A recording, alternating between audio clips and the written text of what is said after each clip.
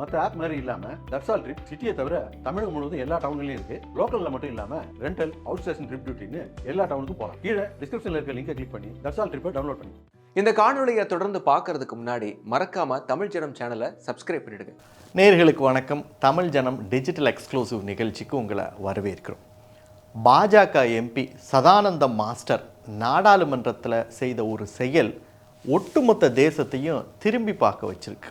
எதிர்கட்சிகளுக்கு சாட்டையடி கொடுத்துருக்கு. அவர் என்ன செஞ்சார் அப்படிங்கிறத நம்ம பார்க்கலாம். பாஜகவினுடைய கேரள மாநில எம்பி சதானந்தம் மாஸ்டர் நாடாளுமன்றத்தில் அவருக்கு பேசுவதற்கான வாய்ப்பு அளித்த போது அவர் செய்த ஒரு செயல் ஒட்டுமொத்த தேசத்தையும் திரும்பி பார்க்க வச்சிருக்கு. அதாவது திடீர்னு தன்னுடைய 2 செயற்கை கால்களையும் அவையில் மேஜை மேலே எடுத்து வச்சுட்டு சபாநாயகர்கிட்ட அவர் இதை தான் சொன்னார். அதாவது இந்த 2 செயற்கை கால்களுமே என்னோடது. கொஞ்ச நாளைக்கு முன்னாடி வரைக்கும் நான் முழு கால்களோடு தான் இருந்தேன். இப்போது என் முட்டிக்கு கீழே கால்கள் இல்லை. இந்த செயற்கை கால்களை வச்சுக்கிட்டு தான் நான் நடந்துக்கிட்டு இருக்கேன். என்னோட கால் எப்படி இல்லாமல் போச்சு அப்படிங்கிறது உங்களுக்கு தெரியுமா? எதிர்த்தாப்பில் உட்காந்துக்கிட்டு எப்போ பார்த்தாலும் ஜனநாயகம்னு குரல் கெடுத்துக்கிட்டு இருக்க இந்த எதிர்கட்சியை சேர்ந்தவர்கள் ஒரு சித்தாந்த முரண்பாடை பொறுத்து கொள்ளாமல் என் காலை எடுத்துட்டாங்க. இன்னைக்கு அவங்க இந்த நாடாளுமன்றத்தில் டெமோக்ரஸி அப்படின்னு குரல் கொடுக்கும் போதெல்லாம் எனக்கு வியப்பாக இருக்குது. அவங்களுடைய டெமோக்ரஸிங்கிற அந்த வார்த்தை எனக்கு அதிர்ச்சியை கொடுக்குது அப்படின்னு சொல்லியிருக்காரு. சதானந்த மாஸ்டருக்கு இது எப்படி நிகழ்ந்தது அப்படிங்கிறத பார்ப்போம். ஒரு 31 வருஷத்துக்கு முன்னாடி, அதாவது 1994 கேரளாவில் தன்னுடைய மாமாவனுடைய வீட்டுக்கு போய் தன்னுடைய சகோதரியினுடைய திருமண நிகழ்வு பற்றி பேசிட்டு சொந்த வீட்டுக்கு திரும்புகிறாரு. பேருந்துலேருந்து அவர் இறங்கும்போது திடீர்னு ஒரு 10 பேர் கொண்ட கும்பல் அவரை சூழ்ந்துக்கிறாங்க. சிலர் அவரோட 2 கையையும் பிடிச்சி அவரை அப்படியே ரோட்டில் போட்டு அமுக்கி 2 கால்களையும் வெட்டி எடுத்தது வேற யாருமே இல்லை, சிபிஐஎம்மை சேர்ந்த தொண்டர்கள் தான் அப்படிங்கிறது காவல்துறையினுடைய அந்த தகவல்லேருந்து நமக்கு தெரிய வருகிறது. இந்த நிகழ்வு ஒட்டுமொத்த தேசத்தையுமே அதிர்ச்சிக்குள்ளாக்கியது. சரி, ஏன் சிபிஐஎம் தொண்டர்கள் சதானந்த மாஸ்டருடைய கால்களை எடுத்தாங்க? சதானந்த மாஸ்டர் பெருஞ்சேரி மத்தனூர் மாவட்டம் இங்கே இருக்கக்கூடிய ஒரு பள்ளியில் ஆசிரியராக வேலை பார்த்துக்கிட்டு இருக்கார். சிறு வயதிலிருந்தே அவருக்கு ஆர்எஸ்எஸ் மேலே ஒரு ஈடுபாடு. ஆனால் கொஞ்சம் பள்ளி பருவத்துக்கு வந்த பிறகு திடீர்னு அவர் இடதுசாரி சித்தாந்தத்து மேலே ஈர்க்கப்பட்டு அதுக்குள்ளே போயிடுறார். அதுக்கு காரணமும் இருக்குது. அவர் குடும்பத்தில் அவருடைய அப்பாவும் சரி அவருடைய சகோதரரும் சரி இடதுசாரி, அதாவது சிபிஐஎம்மில் நிர்வாகிகளாக இருக்காங்க. அதனால் இயல்பாகவே அவர் இடதுசாரி சித்தாந்தத்தால் ஈர்க்கப்பட்டு அதில் போயிடுறாரு. எஸ்எஃப்ஐ மாணவர் அமைப்பிலையும் உறுப்பினராக இருக்கார்.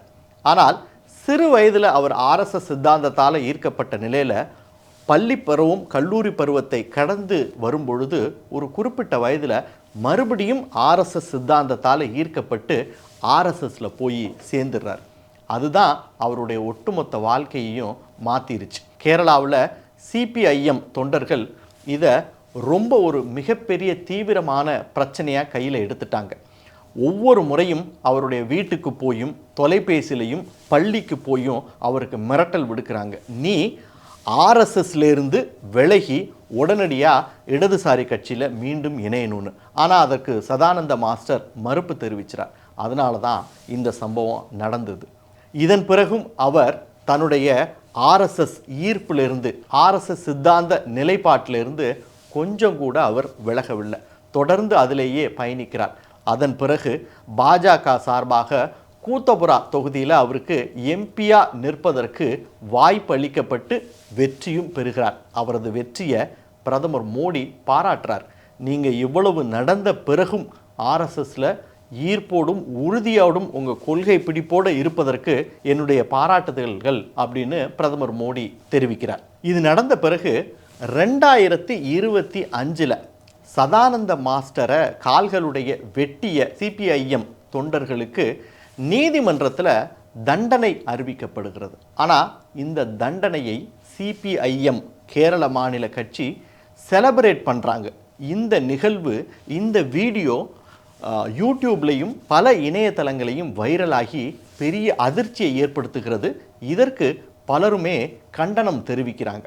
இன்னைக்கு இந்த நிகழ்வை எல்லாம் தான் வெளிச்சம் போட்டு ஒட்டுமொத்த தேசத்துக்கும் காட்டியிருக்காரு சதானந்த மாஸ்டர். அதாவது தன்னுடைய கொள்கையிலேருந்து உறுதிப்பாடோடு இருக்கிறார் அவர். ஆனால் அதே நேரத்தில் ஒரு சின்ன சித்தாந்த முரண்பாட்டுக்காக தன்னுடைய கால்களையே எடுத்த இடதுசாரிகளும் காங்கிரஸ் கட்சியும் இன்னைக்கு டெமோக்ரஸின்னு சொல்லி ஜனநாயகத்தை பற்றி பேசுறது எனக்கு அதிர்ச்சியாக இருக்கிறது.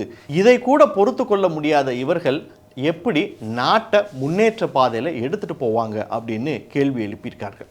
நமக்கெல்லாம் தெரியும், 2014 பிரதமர் மோடி வெற்றி பெற்றதிலிருந்து தொடர்ச்சியாக இத்தனை வருடமாக இன்னைக்கு வரைக்கும் காங்கிரஸ், இடதுசாரிகள், திரிணாமுல் உள்ளிட்ட எதிர்க்கட்சிகள் தொடர்ந்து ஜனநாயகன்ற பேரில் நாடாளுமன்றத்தை முடக்கி எந்த பெரிய விஷயங்களையும் விவாதிக்க விடாமல் பண்ணிக்கிட்டு இருக்காங்க. இது எல்லாத்துக்கும் அவங்க முன்வைக்கிற ஒரே வார்த்தை ஜனநாயகம்.